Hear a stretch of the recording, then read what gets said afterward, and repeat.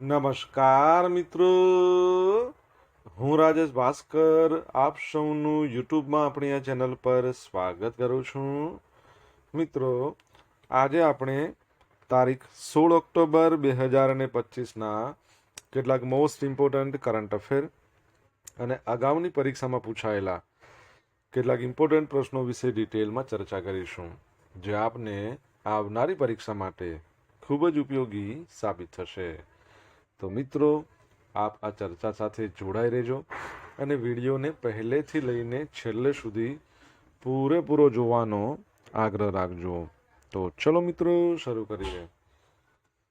શરૂઆત કરતા પહેલા જણાવી દઉં કે જો તમારે આપણી આ યુટ્યુબ ચેનલને સબસ્ક્રાઇબ કરવાનું બાકી હોય તો ચેનલને સબસ્ક્રાઇબ કરજો, નોટિફિકેશન બેલ આઇકોનને પ્રેસ કરીને, અને જો તમને વિડીયો પસંદ આવે તો વિડીયોને લાઈક કરજો. પરંતુ અત્યારે તમારે વિડીયોને શેર કરવાનો છે તમારા જેટલા પણ મિત્રો જેઓ કોમ્પિટિટિવ એક્ઝામની તૈયારી કરી રહ્યા છે એ બધા મિત્રો જોડે. ચલો તો શરૂઆત કરીએ. સૌપ્રથમ જોઈશું અગાઉની પરીક્ષામાં પૂછાયેલા સામાન્ય વિજ્ઞાનના પ્રશ્નો, જેના જવાબો તમારે કમેન્ટ બોક્સમાં લખીને જણાવવાના છે. અને વિડીયોના લાસ્ટમાં જ્યારે હું તમને આ દરેક પ્રશ્નના જવાબ જણાવું ત્યારે તમારે ચેક કરવાનું છે કે તમે આપેલા પ્રશ્નો જવાબમાંથી કેટલા પ્રશ્નો જવાબ સાચા છે. અને જેટલા પણ પ્રશ્નો જવાબ સાચા હોય એનો આંકડો તમારે કમેન્ટમાં લખવાનો કે 10માંથી આટલા સાચા છે. ડેઇલી જીકે ટેસ્ટમાં આપણે રોજ 10 પ્રશ્નો પૂછીએ છીએ, એમાંથી 5 પ્રશ્નો સામાન્ય વિજ્ઞાનના હોય છે. બાકીના જે 5 પ્રશ્નો છે એ ગુજરાતના ઇતિહાસના પ્રશ્નો છે. તો તમે તમારા આન્સર આપો નીચે કમેન્ટ બોક્સમાં, અને હું આજના કરંટ અફેરનો પ્રથમ પ્રશ્ન છે એની શરૂઆત કરું છું. પ્રથમ પ્રશ્ન છે કે તાજેતરમાં કોણે તેમની સ્પોર્ટ્સ એથ્લેટિક્સ બ્રાન્ડ 10XU આ લોન્ચ કરી છે? તો જવાબ આવશે સચિન તેંડુલકરે, જેમને આપણે ક્રિકેટના ભગવાન કહીએ છીએ. Okay, master blaster Sachin Tendulkar, એમણે પોતાની એક sports athletic brand 10XU launch કરી દીધી છે. તો ભારતીય ક્રિકેટ ટીમના ભૂતપૂર્વ બેટ્સમેન સચિન તેંડુલકરે પોતાની sports athletic brand 10XU launch કરી છે. મુંબઈના બાંદ્રા સ્થિત મહેબૂબ સ્ટુડિયો છે એમાં આયોજિત હતો લોન્ચ કાર્યક્રમ. સચિનના પત્ની અંજલિ, પુત્રી સારા, ભૂતપૂર્વ ભારતીય ક્રિકેટર અમિત આમરે, વર્તમાન BCCI ચીફ સિલેક્ટર અજીત અગરકર, આ બધા લોકો હાજર રહ્યા હતા. આ બ્રાન્ડનું મિશન ભારતને રમતગમત પ્રેમી રાષ્ટ્રમાંથી રમતગમત પ્રેમી રાષ્ટ્રમાં પરિવર્તિત કરવાનું છે. આમાં કંઈક ભૂલ છે. ઓકે, 10XU રમત પ્રત્યેના જુસ્સાને પ્રોત્સાહિત કરવા માટે કેન્દ્રિત કરે છે, અને માત્ર રમતવીરો માટે જ નહીં પરંતુ સામાન્ય લોકો છે ને એમના માટે પણ સંબંધિત ઉત્પાદનો પ્રદાન કરશે. આ બ્રાન્ડની અંદર સ્પોર્ટ્સ શૂઝ, ટી શર્ટ, અન્ય ઘણી વસ્તુઓનું વેચાણ કરશે. તેમનું લક્ષ્ય વ્યાવસાયિક રમતવીરોની સાથે સાથે રમત અને ક્રિકેટના તેમના જીવનનો ભાગ બનાવતા કોઈ પણ માટે ઉત્પાદનોનો પૂરા પાડવાના છે. સચિન તેંડુલકરની વાત કરીએ, તમને ખબર છે આખા વિશ્વમાં એકમાત્ર ખેલાડી છે જેમણે સદીઓની સદી કરી છે, એટલે ટેસ્ટમાં 51 સદી અને વન ડેમાં 49 સદી. તમારે જણાવવાનું છે કે એમની આત્મકથાનું નામ શું છે, કમેન્ટ બોક્સમાં લખીને.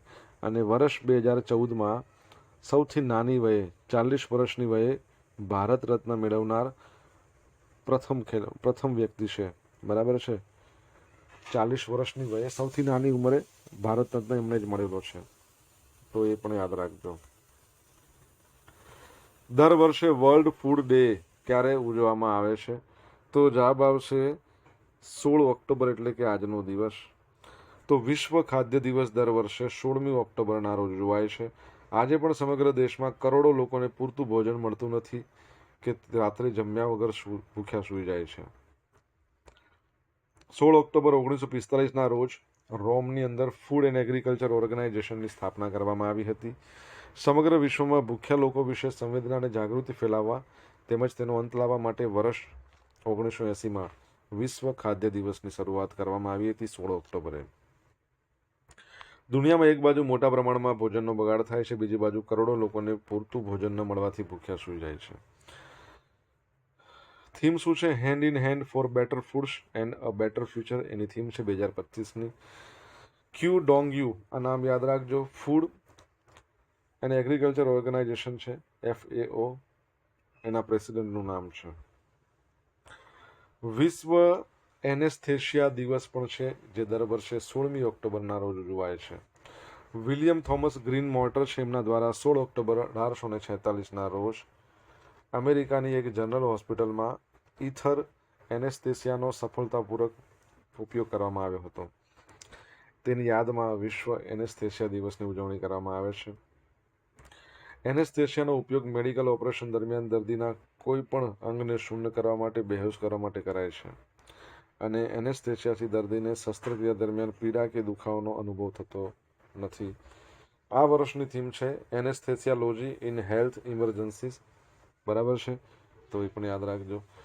ઓકે, આગળના પ્રશ્ન પરથી તમારા માટે પ્રશ્ન. ફૂડ ડે હતો ને, તમને ખ્યાલ છે ને, food safety standard authority of India, એના CEO નવા આવી ગયા છે.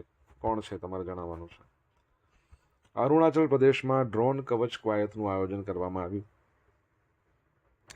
તો ભારતીય સ્પીયર્સ કોર્પ્સે તાજેતરમાં પૂર્વીય અરુણાચલ પ્રદેશની સરહદ પર વિસ્તારોમાં ડ્રોન કવચ નામની એક મોટી તાલીમ કવાયત કરી હતી. 4 દિવસ સુધી આ કવાયત ચાલી હતી. સેનાએ આ તાલીમ એટલા માટે કરી જેથી ભવિષ્યમાં ડ્રોન દ્વારા કોઈ હુમલો થાય અથવા યુદ્ધ થાય તો તેના માટે આપણે સેના તૈયાર છે કે નહીં એ ચકાસી શકાય. આ કવાયતમાં નવી અને આધુનિક ડ્રોન ટેકનોલોજીનો ઉપયોગ કેટલો અસરકારક છે તે જોવામાં આવ્યું. સરહદી વિસ્તારોમાં તૈનાત ITBP ઇન્ડો ટિબેટન બોર્ડર પોલીસના જવાનો છે, એમણે પણ આ કવાયતમાં જોડાયા. પ્રવીણ કુમાર નવા ડિરેક્ટર જનરલ બની ગયા છે ITBPના, એ પણ યાદ રાખજો. ઓકે, તમારા માટે એક પ્રશ્ન છે. આપણે ભણ્યા હતા અરુણાચલ પ્રદેશમાં પ્રથમ કમર્શિયલ ખાણ પ્રોજેક્ટ શરૂ થયો. વાર્ષિક કેટલા કરોડ રૂપિયાની આવક થવાની સંભાવના છે, એનાથી જણાવો. મિત્રો, વિડીયો પસંદ આવ્યો હોય તો વિડીયોને લાઇક કરો, તમારા મિત્રો જોડે વિડીયોની લિંકને શેર કરો. આપણી બંને યુટ્યુબ ચેનલ રાજેશ ભાસ્કર 2ને સબસ્ક્રાઇબ કરો, નોટિફિકેશન બેલ આઇકોનને પ્રેસ કરીને. જો તમારે ડેલી કરંટ અફેરની PDF જોઈતી હોય તો આપણી ટેલિગ્રામ ચેનલને જોઈન કરો, તમને ડેલી કરંટ અફેરની PDF મળશે. સાથે સાથે તમને પોલ્સ પણ રમવા મળશે. ભારતને કેટલી વાર સંયુક્ત રાષ્ટ્રની માનવ અધિકાર પરિષદ હ્યુમન રાઇટ કાઉન્સિલમાં સભ્યપદ મળ્યું છે? તો જવાબ આવશે 7મી વખત મળ્યું છે. કેટલામી વાર? 7મી વાર. તો આવતા વર્ષથી શરૂ થનારા 3 વર્ષનું કાર્યકાળ 2026થી 28 માટે સંયુક્ત રાષ્ટ્રના માનવ અધિકાર પરિષદ છે, એનું બિનહરીફ ભારત ચૂંટાઈ ગયું છે. આ 7મી વખત છે જ્યારે ભારતને આ પરિષદમાં સભ્યપદ મળ્યું છે. 14 ઓક્ટોબરના રોજ જનરલ એસેમ્બલી દ્વારા ભારતની ચૂંટણીની જાહેરાત કરવામાં આવી હતી. સંયુક્ત રાષ્ટ્રમાં ભારતની સ્થાયી પ્રતિનિધિ છે P. હરીશ. એમણે જણાવ્યું કે આ ચૂંટણી માનવ અધિકારો અને મૂળભૂત સ્વતંત્રતાઓ પ્રત્યે આપણા ભારતની અવિચલ પ્રતિબદ્ધતાને દર્શાવે છે. બરાબર છે. P. હરેશ, પર્વતન એની હરેશ, યાદ રાખજો. હવે માનવ અધિકાર પરિષદની વાત કરીએ તો 47 સભ્યો ધરાવતું સંયુક્ત રાષ્ટ્રનું મુખ્ય એકમ છે. આ પરિષદ વિશ્વભરમાં માનવ અધિકારોના રક્ષણ અને સંવર્ધન કરે છે. સભ્ય દેશોની પરિસ્થિતિની સમીક્ષા કરે છે, મુદ્દાઓ પર ચર્ચા કરવા માટે એક મંચ પ્રદાન કરે છે. સ્થાપના યુનાઇટેડ નેશન જનરલ એસેમ્બલી દ્વારા 2006માં કરવામાં આવી. ભારત તેની પ્રથમ મુદ્દત માટે ચૂંટાયું હતું. બરાબર છે. અહીંથી મને યાદ આવે છે માનવ અધિકાર દિવસ. કોઈને ખબર છે માનવ અધિકાર દિવસ દર વર્ષે ક્યારે ઉજવવામાં આવે છે? કમેન્ટ બોક્સમાં લખો, જવાબ આવડતો હોય તો.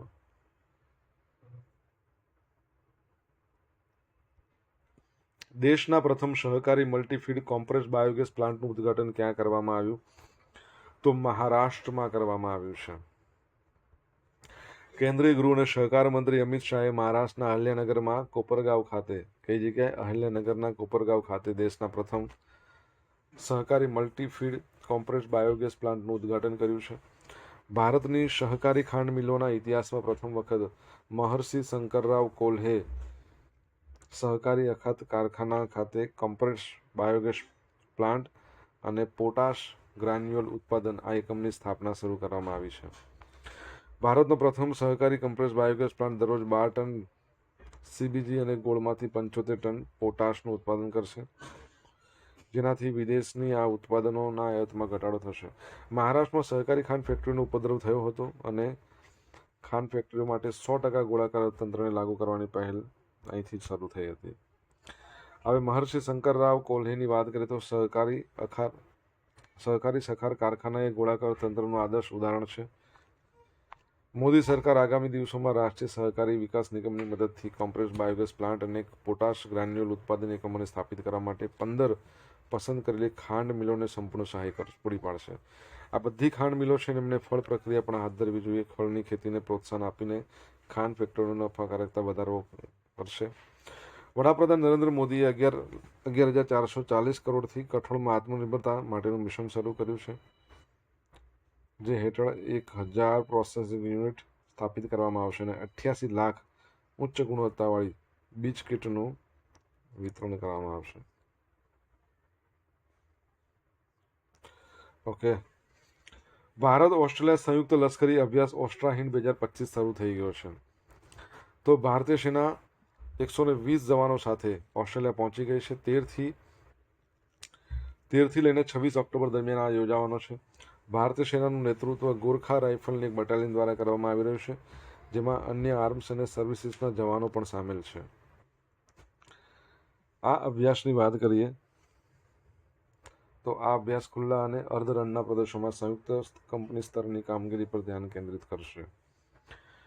સૈનિકો સંયુક્ત આયોજન, વ્યૂહાત્મક કવાયત અને વિશેષ શસ્ત્રોના કૌશલ્ય જેવી કામગીરી અહીંયા હાથ ધરવામાં આવશે.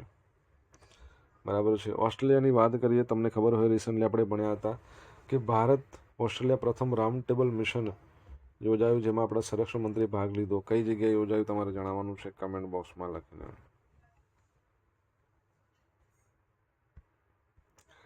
સોશિયલ મીડિયાના માધ્યમથી મારી સાથે તમે કનેક્ટ રહી શકો છો. ઇન્સ્ટા આઈડી છે rajesh.i.bhaskar.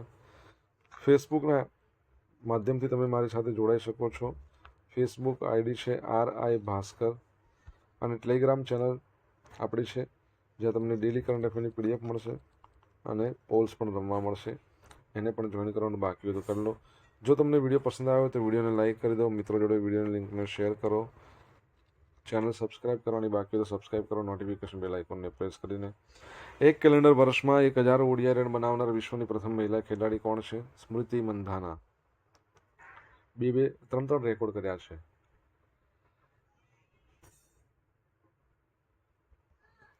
તો ભારતીય ક્રિકેટ ટીમના વાઇસ કેપ્ટન છે સ્મૃતિ મંધાના. ઓસ્ટ્રેલિયા સામેની મહિલા ક્રિકેટ મેચમાં 2 મોટા રેકોર્ડ પોતાના નામે કર્યા. તો એક કેલેન્ડર વર્ષમાં 1000 ODI રન. મેચના ઇતિહાસમાં એક કેલેન્ડર વર્ષમાં 1000 ODI રન બનાવનાર વિશ્વની પ્રથમ મહિલા ખેલાડી આ બની છે. માઇલસ્ટોન સુધી પહોંચવા માટે તેમણે 18 રનની જરૂર હતી, જે તેમણે સોફી મેકિન્સની બોલિંગ પર છગ્ગો મારીને પૂરો કર્યો. 5000 ODI રન બનાવનાર સૌથી યુવા અને સૌથી ઝડપી ખેલાડી સ્મૃતિ મંધાના. આ જ મેચમાં વિઝાગ ઓસ્ટ્રેલિયા સામે 58 રન બનાવતા તે મહિલા ODI એમાં 5000 રન બનાવનાર 5મી બેટ્સમેન બની. તે માત્ર 112 ઇનિંગમાં જ આ સિદ્ધિ મેળવી છે, જે તેને સૌથી યુવા અને સૌથી ઝડપી મહિલા ખેલાડી બનાવે છે. સર્વાધિક રનનો રેકોર્ડ. અગાઉ સાઉથ આફ્રિકા સામેની છેલ્લી મેચમાં 29 વર્ષીય મંધાનાએ એક કેલેન્ડર વર્ષમાં મહિલા બેટ્સમેન તરફથી બનાવવામાં આવેલ સર્વાધિક રનનો રેકોર્ડ તોડ્યો છે. 1997માં બેલિન્ડા ક્લાર્કના 970ના રન સામે આંકડો પાર કર્યો હતો. ઓકે, યાદ રાખજો. ઓસ્ટ્રેલિયાની વાત કરીએ, કેપિટલ કેનબેરા છે. ઓસ્ટ્રેલિયા અને ભારત વચ્ચે કઈ એક્સરસાઇઝ યોજાય છે? બરાબર છે. આમ તો તમને ખબર છે ભારત અને બીજા દેશો એમના વચ્ચે રાઉન્ડ ટેબલ મિશનનું આયોજન કરવામાં આવ્યું હતું. આપણા સંરક્ષણ મંત્રી રાજનાથસિંહ છે, એમણે ભાગ લીધો હતો. આ મિશન છે એ કઈ જગ્યાએ એનું આયોજન થયું હતું? કમેન્ટમાં લખીને જણાવવાનું છે. મીરાબાઈ ચાનુએ નોર્વેના ફોર્ડેમાં યોજાયેલી વર્લ્ડ ચેમ્પિયનશિપમાં મહિલાઓની કેટેગરીમાં સિલ્વર મેડલ જીત્યો છે. તો ભારતીય વેઇટ લિફ્ટર છે મીરાબાઈ. એમણે નોર્વેના ફોર્ડેમાં યોજાયેલ વર્લ્ડ ચેમ્પિયનશિપમાં મહિલાઓની 48 કિલોગ્રામ કેટેગરીમાં સિલ્વર જીત્યો છે. ચાનુએ 84 kilogram snatch 115 kilogram, okay, plus 115 kilogram એટલે ટોટલ 199 કિલો વજન ઉચક્યું. 2022 પછી ચાનુની પહેલી વર્લ્ડ ચેમ્પિયન અને પેરિસ 2024માં ઓલિમ્પિકમાં ચોથા સ્થાને રહી અને પછી તેની બીજી સ્પર્ધા હતી. ગોલ્ડ મેડલ કોરિયાની ગત વર્ષની ચેમ્પિયન છે રો સોંગ ગમ, એમને મળ્યો હતો. તેમણે કુલ 20 કિલો વજન ઉપાડ્યું હતું. હવે મિત્રો જોઈશું અગાઉની પરીક્ષામાં પૂછાયેલા સામાન્ય વિજ્ઞાનના પ્રશ્નો. પહેલો પ્રશ્ન કે પોટેશિયમ નાઇટ્રેટનો વધારે ઉપયોગ શા માટે થાય છે, શામાં થાય છે? તો શું આવશે? ખાતરના કારખાનો હોય ને એમાં ઉત્પાદન કામમાં. વીજળીના ગોળામાં આવેલા ફિલામેન્ટ એ કઈ ધાતુમાંથી બને છે? ટંગસ્ટન, બહુ વાર પૂછાયેલો પ્રશ્ન. સોડિયમ મેટલને શાની અંદર રાખવામાં આવે? કેરોસીનમાં રાખે, હવામાં ઉડી જાય. સોડા વોટરમાં શું રહેલું છે? Carbon dioxide. લાફિંગ ગેસ શું છે? કાર્બન નાઇટ્રસ ઓક્સાઇડ આવશે લાફિંગ ગેસ. ઓકે, હવે જોઈશું અગાઉના પરીક્ષામાંથી પૂછાયેલા ગુજરાતના ઇતિહાસના પ્રશ્નો. પહેલો પ્રશ્ન, 19મી સદીના મધ્યમાં ગુજરાતના કયા રજવાડાએ જાહેર બાંધકામ અને શિક્ષણ ખાતાની સ્થાપના કરી? તો ભાવનગર, ગોહિલવાડ પછીનું નામ બદલીને કર્યું. ભીલ સેવા મંડળની સ્થાપના કોણે કરી હતી? તો ઠક્કર બાપા, જેમનું નામ છે અમૃતલાલ વિક્કરભાઈ ઠક્કર. ભારતમાં બંધારણને અપનાવતી વ્યક્તિ નીચેના પૈકી કયા પ્રાંત પ્રદેશમાં હતો? કચ્છ. નીચેના પૈકી હડપ્પા સંસ્કૃતિની કઈ જગ્યા એ ગુજરાતમાં આવેલી છે?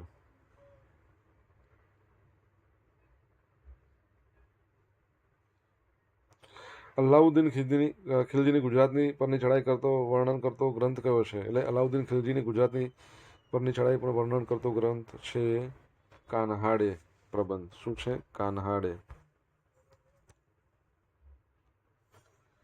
હવે મિત્રો જોઈશું ગઈકાલે પૂછેલા પ્રશ્નોના જવાબ. વડાપ્રધાન શ્રી નરેન્દ્ર મોદીની રાષ્ટ્રના પ્રથમ ભાવને ઉજાગર કરતી અનોખી પ્રસ્તુતિ મેરા દેશ પહેલે એનો કાર્યક્રમ યોજાયો ગિફ્ટ સિટીમાં. ભારતમાં પ્રથમ સેમિકન્ડક્ટર ઇનોવેશન મ્યુઝિયમનું ઉદ્ઘાટન ક્યાં થયું? હૈદરાબાદમાં. હવે મિત્રો આજે પૂછેલા પ્રશ્નો જવાબ જોઈ લઈશું. પહેલો પ્રશ્ન, સચિન તેંડુલકરની આત્મકથાનું નામ શું છે? Playing it my way. Second નંબરનો પ્રશ્ન, food safety standard authority of India એના જે સીઈઓ બન્યા છે, બરાબર છે, રજિત પુન્હાની. ત્રીજા નંબરનો પ્રશ્ન, પ્રથમ કમર્શિયલ ખાણ પ્રોજેક્ટ શરૂ કર્યો છે? અરુણાચલ પ્રદેશે. ચોથા નંબરનો પ્રશ્ન, માનવ અધિકાર આયોગ ક્યારે મનાવવામાં આવે છે? માનવ અધિકાર દિવસ ક્યારે મનાવવામાં આવે છે? ઓક્ટોબર 10ના રોજ. એટલે ઓક્ટોબર નહીં, ડિસેમ્બર આમ તો આવે, બરાબર, 10મી ડિસેમ્બર. 10 ડિસેમ્બર, ઓક્ટોબર 10 ના આવે, 10 ડિસેમ્બર આવશે.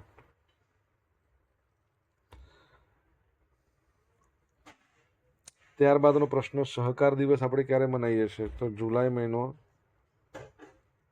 લખાતું નથી, એના પહેલા શનિવારે.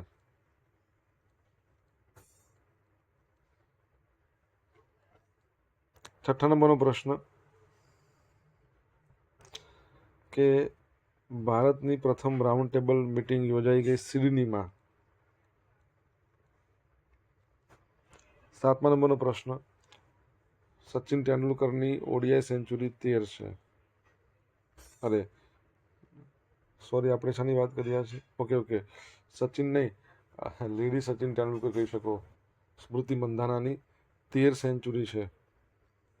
સેકન્ડ નંબર પર સેન્ચુરીમાં. અમદાવાદમાં કોમનવેલ્થ વેઇટ લિફ્ટિંગ યોજાઈ હતી, એમાં મીરાબાઈ ચાનુ સિલ્વર મેડલ લાવ્યા હતા. અરે કેમ આવું થાય છે? ગોલ્ડ મેડલ લાવ્યા હતા. ઓકે, હવે મિત્રો જોઈશું ગઈકાલના કરંટ અફેરમાંથી પૂછેલા કેટલાક ઇમ્પોર્ટન્ટ પ્રશ્નો, જેના જવાબો તમારે કમેન્ટમાં લખવાના. પહેલો પ્રશ્ન, ભારતના રાષ્ટ્રપતિ દ્રૌપદી મુર્મુની ગુજરાતની મુલાકાત દરમિયાન જૂનાગઢના સમુદાય સાથે મુલાકાત કરી. કયા?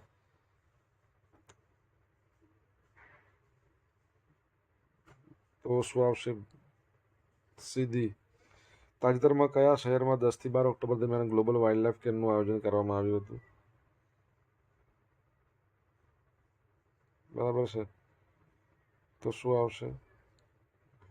હૈદરાબાદ. અરે હૈદરાબાદ નહીં આવે, નવી દિલ્હીમાં.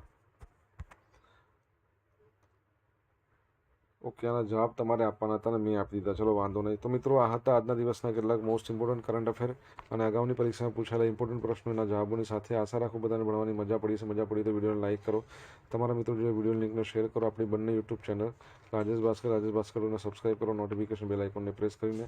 તો મિત્રો, thank you so much for watching this video. Have a nice day. જય હિન્દ, જય ભારત, જય જય ગરવી ગુજરાત.